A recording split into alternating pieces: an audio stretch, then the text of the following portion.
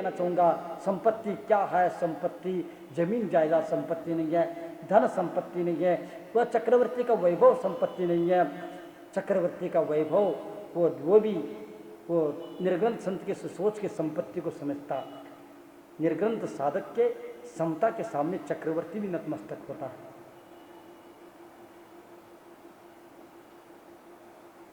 निर्ग्रंथ संत के सोच, साधना की सोच, स्वात्मा में समाहित होने की सोच, आश्रय और बंध से बचने की सोच, संवर और निर्जरा की सोच, समता की सोच, सहिष्णुता की सोच, परोपकार की सोच, सबके कल्याण करने की सोच, सबके प्रति सदाशय की सोच।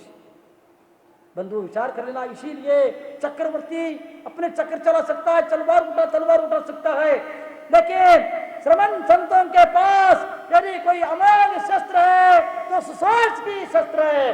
सुसोच को शस्त्र को उठाकर खड़ा हो जाता है, उनको कोई बाधित नहीं कर सकता है, उनको कोई बाधा नहीं पहुंचा सकता है, उनको कोई क्षति पहुंचा नहीं सकता है, उनको कोई असुरक्षित नहीं कर सकता है। आप अपनी सोच को सुरक्षित रखो, तुम सुरक्षित हो जाओगे।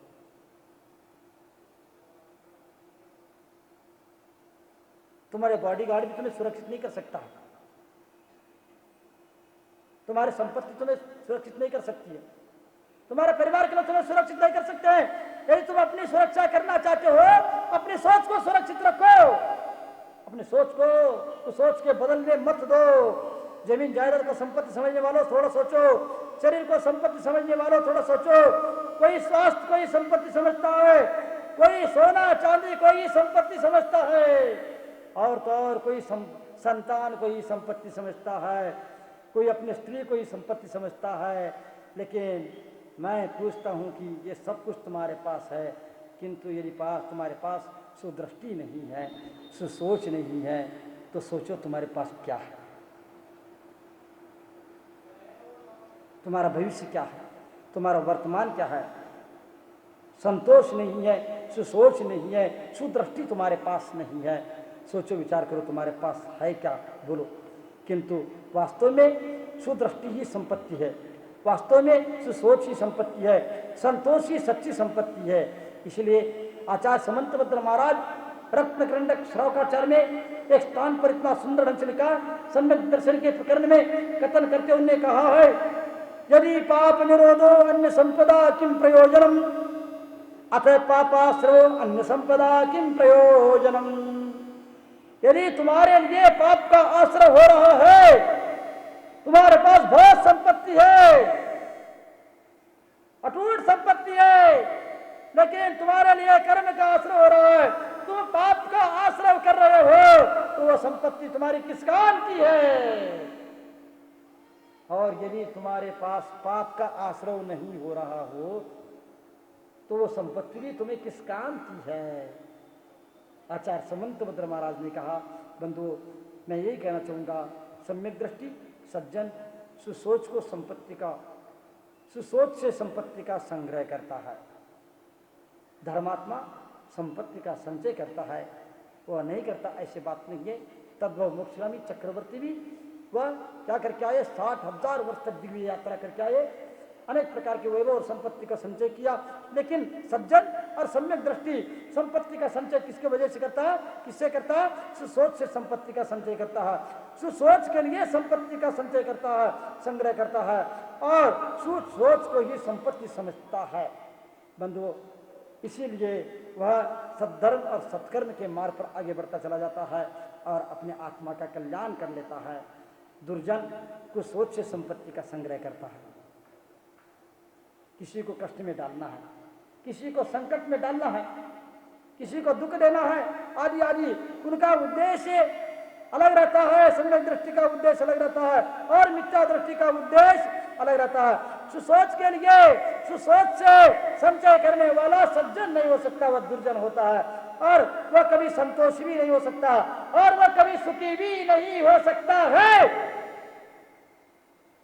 वह पाप से संपत्ति कमाता है। दुर्जन काय से संपत्ति कमाता है? दुर्जन पाप से संपत्ति कमाता है और संपत्ति से पाप कमाता है।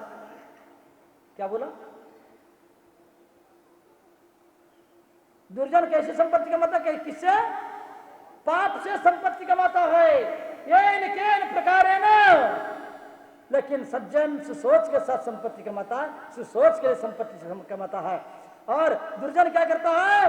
पाप से संपत्ति का संचय करता है, संग्रह करता है, संपत्ति कमाता है। और संपत्ति से भी क्या कमाता है? पाप कमाता है। और संपत्ति के लिए पाप कमाता है। बंधु विचार कर लेना। इसीलिए पाप के लिए संपत्ति मत कमाना। मैं ये कहना चाहूंगा, आज उत्तम शौच धर्म है। लोभ का क्षीण वही कर सकता है सुसोच रखने वाला। लाभ को हानि को ध्यान में रख करके लोभ करो। हम लोभ तो कर रहे हैं, संचय तो कर रहे हैं, लेकिन सोच को सुसोच को हम सुरक्षित नहीं रख पाते। इसलिए हमारा कमाना, हमारा परिश्रम करना सब व्यर्थ चला जाता है। आप विचार करो, आप पाप अधिक कमाते हैं, क्या पैसा अधिक कमाते हैं? 1 रुपया कमाने के लिए कितना करोड़ों के पाप कमाते हैं। बंधु, यदि हमारे पास सोच है तो हम पाप से नहीं कमा पाएंगे, लेकिन पैसा तो कमा जाएंगे। यदि सोच अच्छी नहीं है तो हम क्या कर जाएंगे? 1 पैसा कमाने के लिए भी करोड़ों का पाप कमा सकते हैं। सुमेरु पर्वत के बराबर भी पाप कमा सकते हैं, यह कौड़ी के कमाने के लिए। और यदि सोच अच्छी है, करोड़ों की संपत्ति तो कमा सकते हैं। सुमेरु पर्वत के समान संपत्ति का संचय भी कर सकता है, लेकिन पाप के आश्रय से बच जा सकता है। बिना पाप के आश्रय के भी संचय किया जा सकता है। समझ में आ रहा आप लोगों के लिए? इसीलिए मैं कहना चाहूंगा, कोई दृष्टिहीन होकर धन कमाता है,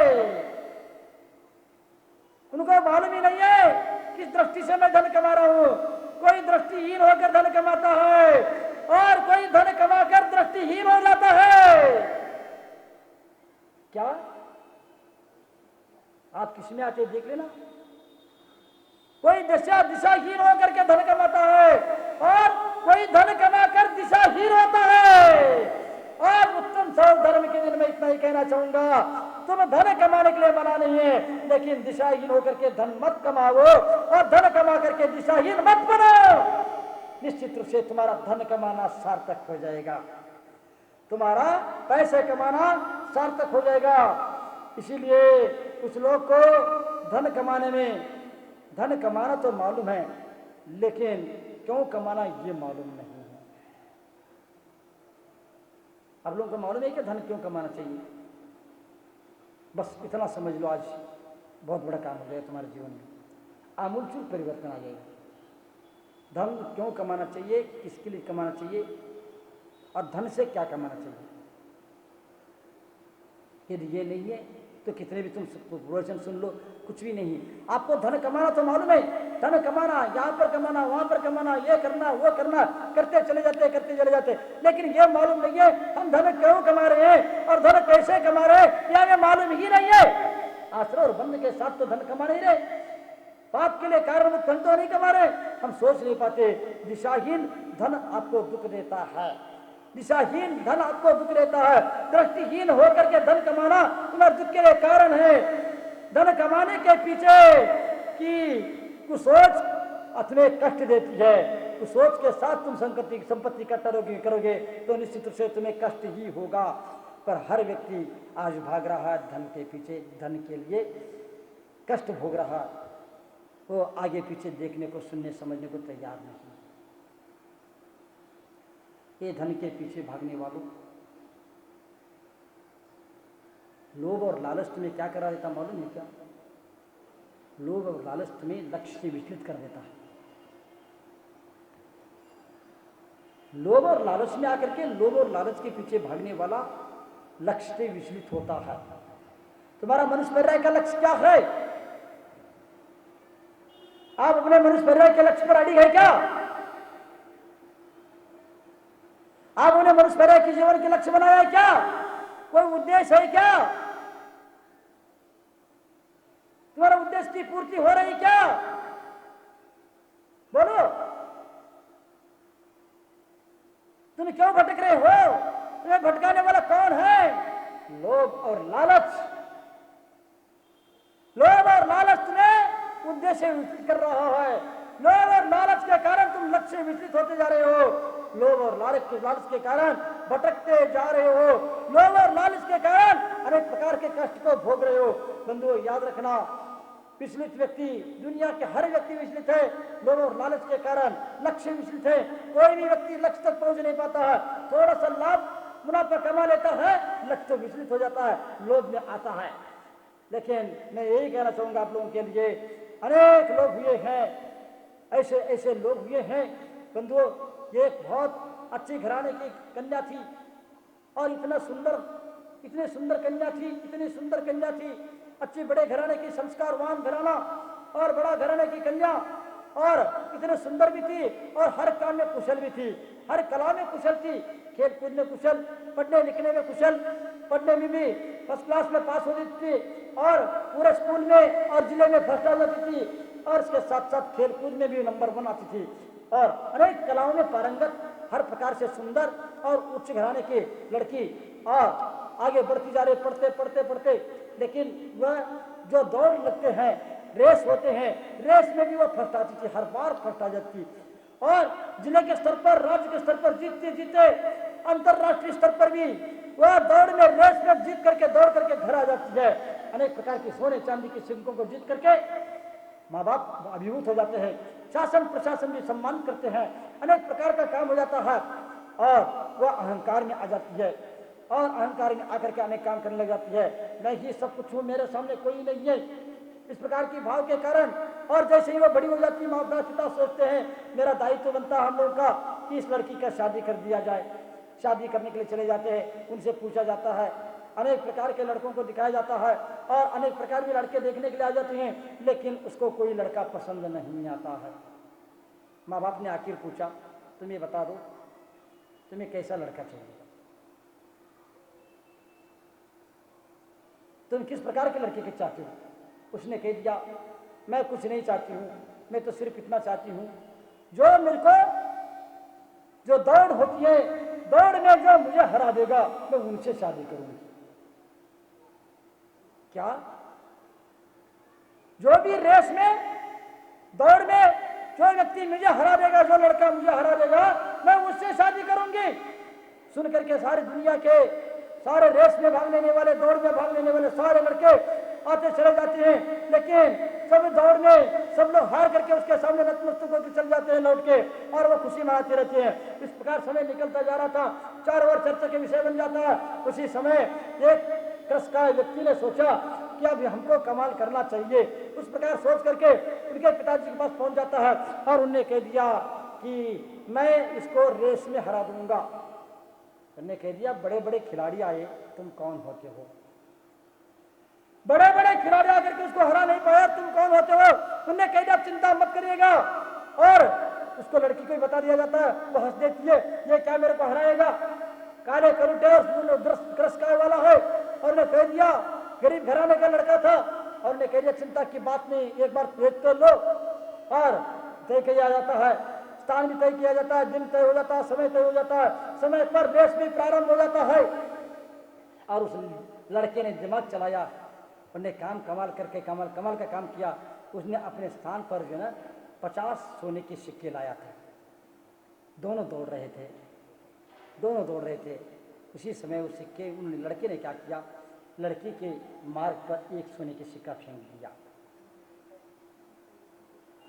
लड़की के मार्ग पर एक सोने की सिक्का फेंक दिया।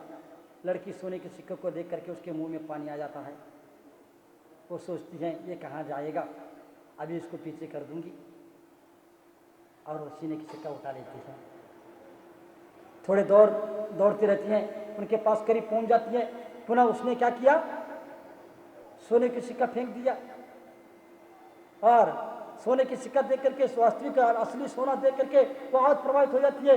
तो उस सोने की सिक्के को उठा लेती है और पुनः दौड़ने लगती है। वो सोचती है ये क्या दौड़ रहा है, मैं तो 1 सेकंड में इतने दौड़ती हूँ, मैं तो ऐसे ही मंजिल तक पहुंच जाएंगी, अभी टाइम है, सोच करके वो सोने को सिक्का उठा लेती है।